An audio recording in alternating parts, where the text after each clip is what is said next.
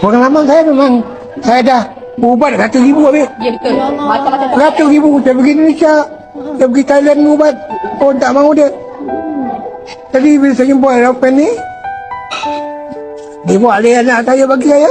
Alhamdulillah. Allahu Akbar. betul. Allah sebabnya rasa. Allahu Akbar. Saya boleh tidur dengan nyenyak.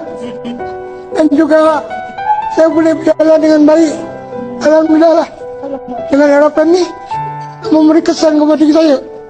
Jadi saya harap kepada rakan-rakan yang inginkan carilah barang-barang yang dijual oleh aeroplane ni, syarikat aeroplane ni. Jadi saya berharap kepada terutama kepada kawan-kawan kita yang masih lagi mencari lebih lain, carilah aeroplane ni. Ya, itu saja harapan saya kepada tuan-tuan yang ada di luar sana. Terima kasih.